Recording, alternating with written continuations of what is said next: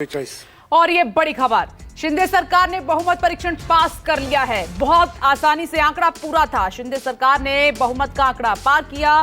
Floor test की जो लड़ाई थी वो जीत ली है शिंदे सरकार ने। अब महाराष्ट्र में पूरी तरीके से शिंदे सरकार का राज। जो इम्तिहान था आज बहुमत परीक्षण का, उसको शिंदे सरकार ने बहुत आसानी के साथ पास कर लिया है। आंकड़ा वो पार कर लिया है बहुमत का। ये इस वक्त की बड़ी खबर।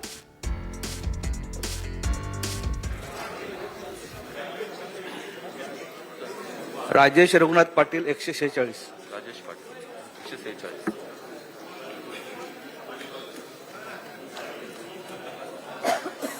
राजीव पांडे जी, मुबारक हो। मिलीजुली सरकार चलेगी अब। सभी व्यक्तियों को बधाई। और देखिए, जो ये सारी जो विषय पे बात चल रही थी अभी सुप्रीम कोर्ट में विषय कब गया? सुप्रीम कोर्ट में गया जब डिप्टी स्पीकर साहब ने इलीगल काम करने की कोशिश की और सुप्रीम कोर्ट ने देखिए इस बात को मानते हुए उसको स्टे कर और कहा कि रिप्लाई के लिए 11 तारीख तक का समय। जहां तक हमारे द्विवेदी जी बार बार कह रहे हैं कि कानून का तोड़ दिया, इतनी गलत बात कर रहे हैं। 2/3 से ज्यादा लोग चले गए एक साथ, वो कानून के हिसाब से है। आपको मैं याद दिलाना चाहता हूं, जो मध्य प्रदेश में हुआ, सब लोगों ने दोबारा चुनाव लड़ा। जो वहां हुआ वहां भी एक मिनट में रोकना चाह रही हूँ, 1 मिनट रुकिएगा राजीव जी। विनोद जगदाले के पास, मेरे सहयोगी के पास कुछ अपडेट है। विनोद, बताइए जल्दी से।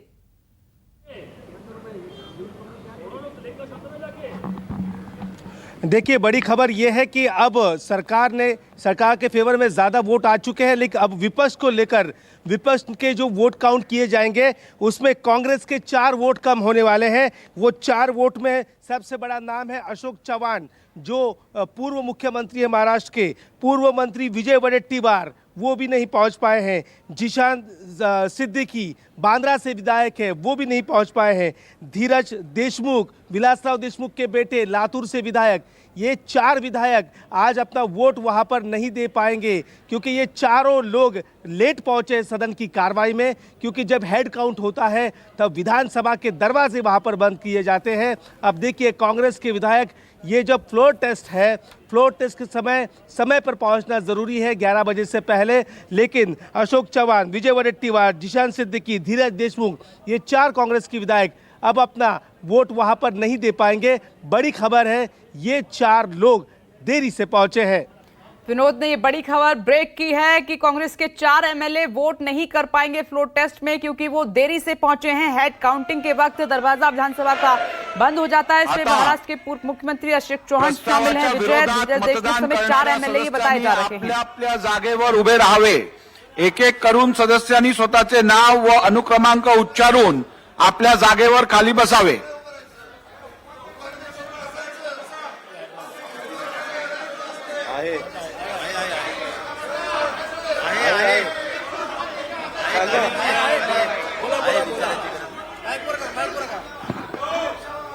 नरहरी सीताराम झिरवाल। एक और बड़ी खबर का रुख कर लेते हैं। देखिए, जो टोटल वोट मिले हैं शिंदे सरकार को, वो आंकड़ा जल्दी से आपको बता देते हैं।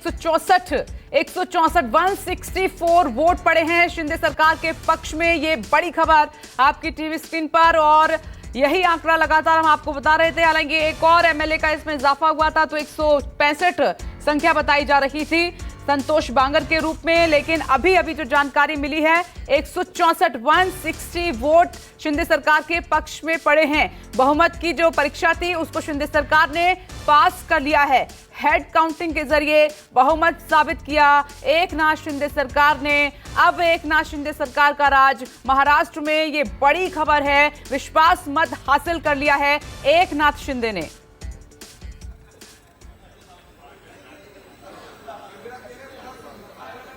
हसन मियालाल मुश्रीफ 9. राजेश अंकुशराव टोपे 10.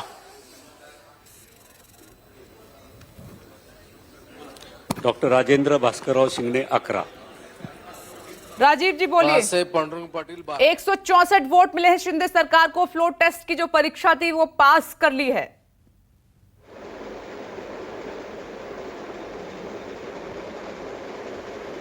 राजीव पांडे जी। जी, जो मैं कह रहा था, तो ये जो पूरा जो विषय बार बार कह रहे हैं लोग, जो एंटी डिफेक्शन लॉ के बारे में, ये जो पूरा प्रोसेस हुआ है वो लॉ के परिधि में हुआ है। 2/3 से ज्यादा लोग चले गए, अगर 2/3 से कम होते तो डिस्क्वालीफाई हो जाते, उनको दोबारा चुनाव लड़ना पड़ता। और देखिए ये जिस प्रकार से सरकार की लॉन्गिविटी को बढ़ाने के लिए इन्होंने कोशिश देते हैं डिस्क्वालीफाई। आप जो 16 लोगों ने किया वही 40 लोगों ने किया था, किस आधार पर आपने एक ब्लॉक बना लिया? देखिए ये सब बातें सुप्रीम कोर्ट में होगी। आज ये स्थिति है कि महाराष्ट्र में भारतीय जनता पार्टी और शिवसेना की जो सरकार है, उस एक बहुत बड़ी बात थी कि हिंदुत्व विद डेवलपमेंट, ये दोनों के खिलाफ थे ये लोग। इन्होंने क्या क्या काम किए हैं 2.5 साल में, और मुझे बहुत दुख होता है कि जो माननीय बाला साहेब ठाकरे की पार्टी शामिल, इसलिए हिंदुत्व विद डेवलपमेंट के लिए सरकार का गठन हुआ है। और जहां तक पिछले शो में भी मैं कह रहा था कि बात जब आपके साथ हो रही थी, ये सरकार गिर जाएगी, ये ख्याली पुलाव है, ये नहीं पकेगा। और मैं एक बात बता देना चाहता हूं कि जो लोग आए हैं वो ऑलरेडी सत्ता पक्ष से विपक्ष में आकर के आज सत्ता पक्ष में आए हैं। वो ऐसी परिस्थिति नहीं थी, वो इसीलिए असंतोष के बहाव के चलते इतना बड़ा बयान दिया। जैसे देवेंद्र फडणवीस मुख्यमंत्री थे महाराष्ट्र के, उनको डिप्टी सीएम बनाया गया है, तो उनका खेमा भी इस बात से नाराज हो सकता है। दूसरा, जब आपको पता है मंत्रालय जब बढ़ते हैं, मंत्री जब बनते हैं, तो कई नाराजगी सामने निकल कर आती हैं। आप तो बहुत अच्छे से जानते हैं राजीव पांडे जी। विपनेश जी, ये जो 50 लोग शिंदे जी के साथ गए हैं, क्या वो सब मिनिस्टर थे? नहीं थे ना। और जहां तक भारतीय जनता पार्टी की बात आप करते हैं, भारतीय जनता पार्टी एक कैडर बेस्ड पार्टी है। हमारे सर्वमान्य सबसे बड़े नेता देवेंद्र फडणवीस जी महाराष्ट्र के हैं, लेकिन पार्टी आइडियोलॉजी के लिए, लार्जर गोल के लिए जो भी कहेगा वो देवेंद्र जी बिल्कुल, वो देखिए पहले हुआ कि नहीं बनेंगे, सेंटर ने कहा वो डिप्टी सीएम बने और वो काम शुरू कर चुके हैं।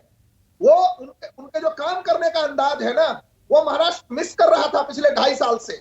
अब आप देखिएगा कि किस प्रकार से डेवलपमेंट की गति होगी। आप मुझे बताइए ना, सारी चीजों के बारे में बात कर रहा हूं।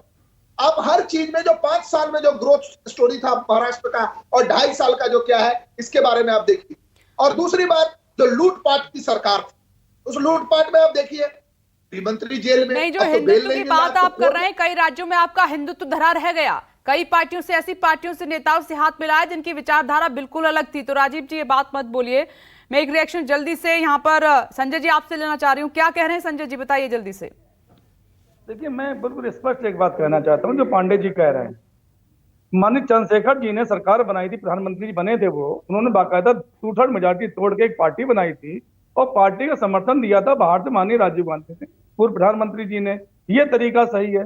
आज पर 2/3 मेजॉरिटी है, मैं कहाँ मना कर रहा हूँ 2/3 मेजॉरिटी में, लेकिन आप जो शिवसेना कह रहे हैं, शिंदे को शिवसेना कह रहे हैं और उसका बीएफ कर रहे हैं, वो शिवसेना पे लागू होगा, तो ये संभव कैसे? आज आपको पार्टी, मैं तो बार बार ये बात कह रहा हूँ, मैं तो कानूनी बात कह रहा हूँ ना, मैं संविधान के विरुद्ध बात नहीं कह रहा हूँ। दल बदल कानून के अंतर्गत जो लिखा हुआ है, या दल बदल कानून के अंतर्गत जो है वो ये है कि आप 2/3 मेजॉरिटी से संगठन से बाहर होंगे जिस राजनीतिक पार्टी के, और अपना एक दल बनाएंगे, एक मोर्चा बनाएंगे।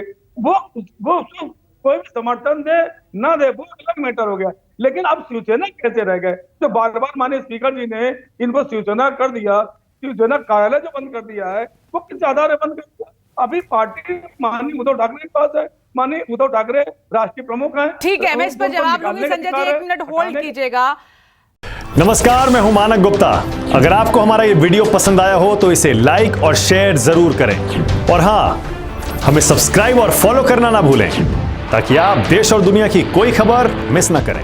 तो जुड़े रहिए हमारे साथ और देखते रहिए न्यूज़ 24।